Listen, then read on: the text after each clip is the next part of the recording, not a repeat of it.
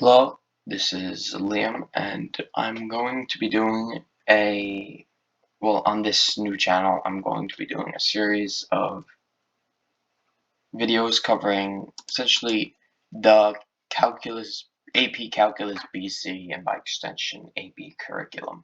And what I plan to do to kind of distinguish this, because obviously there are countless resources available online and videos you can watch to teach yourself the different elements of calculus, but I want to focus a lot more on kind of basic intuition than just flat out mechanics, as in I want to focus more on the why do things work the way they do than exactly how to do. Obviously, I'm gonna go through how to do it and all the different um, methods we use to deal with this subject. So, first of all, as uh, a note beforehand, is that I do not have the best setup for this. My handwriting on iDraw is shaky at best, and I don't know if there might be a little bit background noise from my chair and the papers at my desk, but I'm doing my best with what I have. And finally, as if you are, I cannot speak. If you are watching this, you are likely either in the Calculus AB or BC course, or you are approaching it, which means that you are expected to have a proficiency in algebra, and there are certain algebraic techniques that we will go through that it is assumed that you know, but we'll cover them a little as we go on anyways. So the earliest idea we cover in Calc BC is the idea of limits. So if you think of the word limit in general, it's kind of something you approach but do not reach. That's one of the best ways that I can put that. And that kind of perfectly encapsulates the mathematical definition of a limit, which we will get to. And limits are really important because they work exactly, well, almost all the things we're doing, some sort of, when we're dealing with derivatives and a lot of integrals, we're taking limits as things approach infinitely small sizes or infinitely large sizes. But once again, different video for a different day. We're just going to start off with the basic idea of taking a limit of a function at some point. So I'm not going to draw that in yet, but I'm just going to show you just essentially definition. So let me use this. A limit is what a function approaches as the input approaches some value.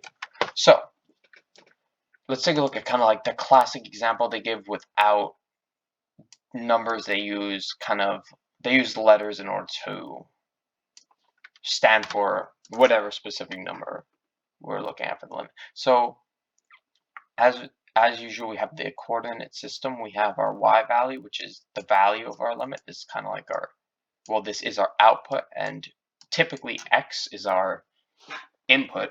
So you can think of it almost like a machine. A function takes your input x and does some sort of computation to it, which is shown. For example, y equals 2x takes your input and it doubles it. Y equals x squared takes your input and it squares it. Y equals e to the x takes your value e and raises it to your input. And we're not looking as much into that right now, but let's just draw in some arbitrary function. Okay, something like that.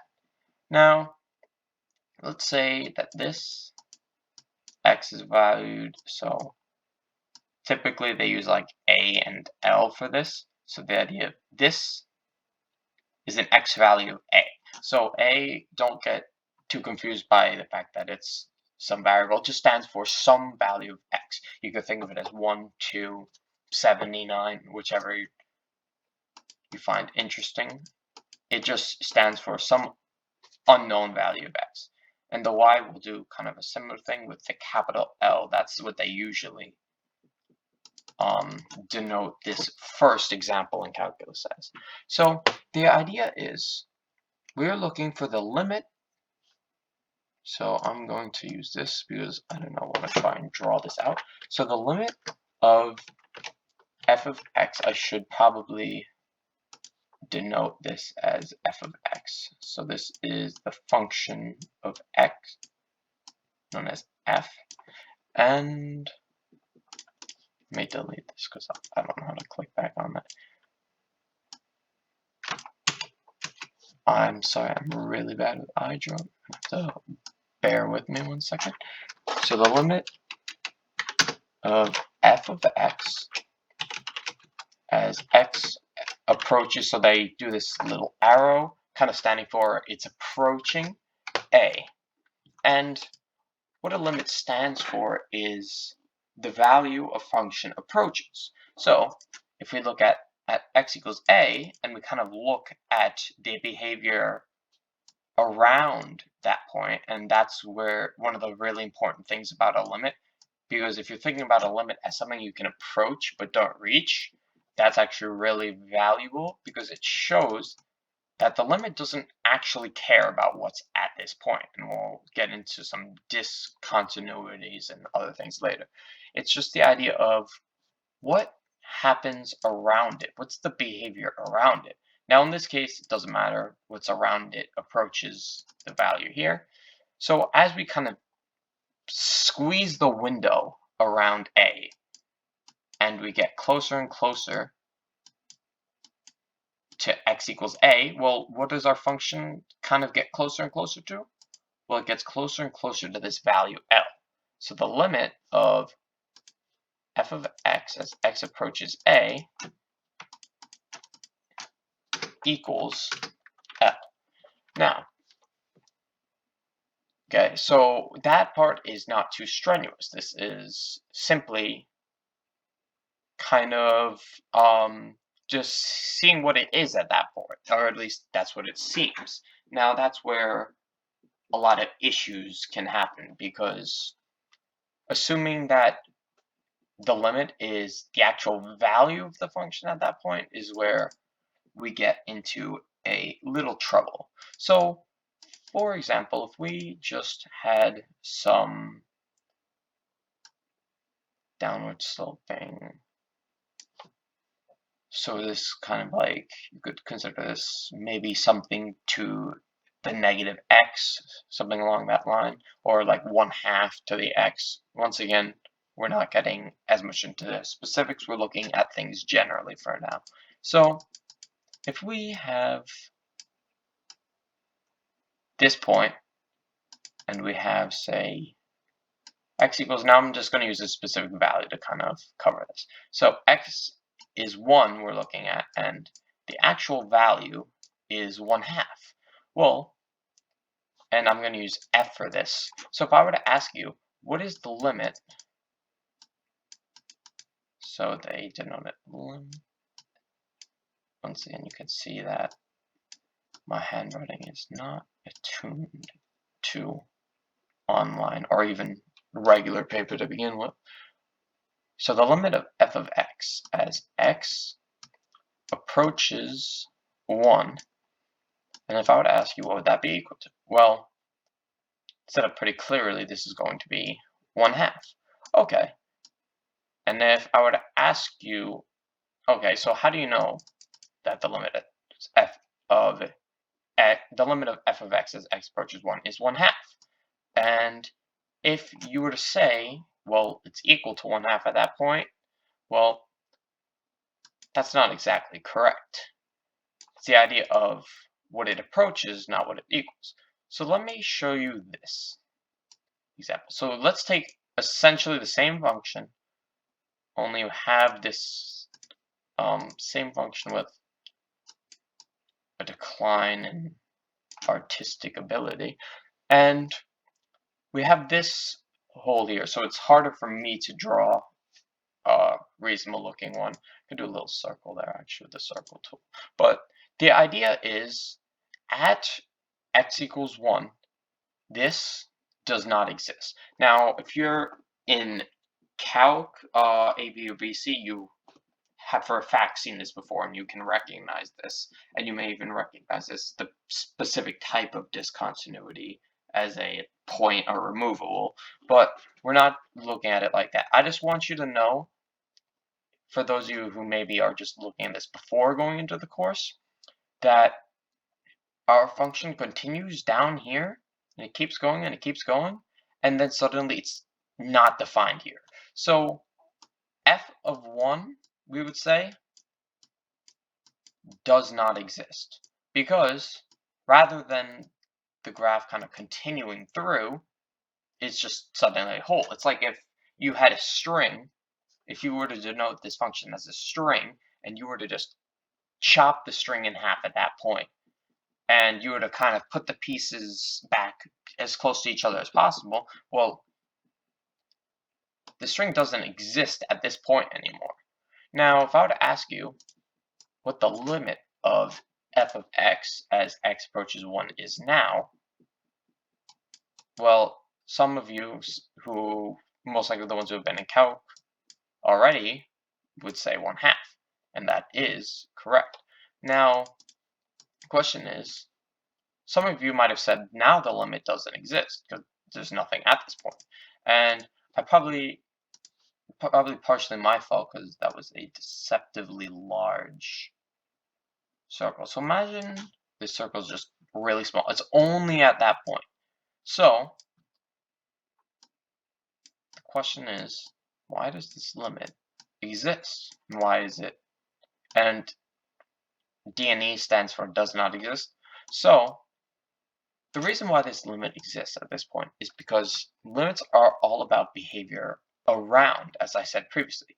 What something approaches. Remember, you can approach your limit, but you can never quite reach it. That's not what we're looking at. So if you look from both sides, well, we're getting closer and closer and closer to this 1/2 from both ends. Well, if we keep getting closer and closer and closer to this, well, we are approaching 1/2, even if it doesn't equal 1/2 at that point. So the limit, since it's based on what's around the point rather than what's at the point, is still 1/2. And even if I were to define the function at this point separately, so if I were to go, for example, just up here and say this was, I don't know, 3/2, well, the actual value of f of 1,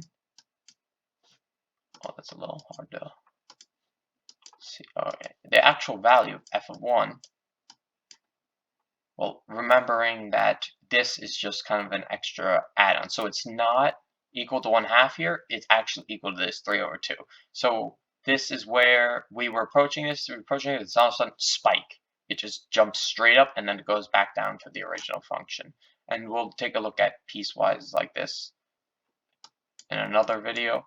So f of 1 is equal to 3/2, but the limit as f of x, the limit of f of x as x approaches 1 equals 1/2. So here's a definitive example on why the limit is not always equal to what the function is equal to at that point.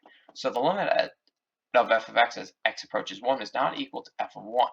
And this is where we get to the idea of discontinuities and some of the more difficult aspects of limits. So I'm just going to cover one final thing. This is kind of, I know this video's been going on too long, but this is kind of just like a really basic introduction to limits to start off with. So if we were to just do y equals, so let's just say y equals 2x. So I'm going to kind of squeeze the scaling down a little bit. Okay, so say y or f of x equals 2x rather. and then at 1, this is 2, and at 2, this is 4. Well, this is one of the easier examples to take the limit of, because if I would ask you what's the limit of f of x as x approaches 2, what would you tell me? Well, looking at y equals 2x, we have 1 comma 2 and 2 comma 4. You tell me 4, hopefully, which is correct because, well, there's not even a discontinuity here. It's simply it approaches 4 from both sides. There's no ifs or buts about that.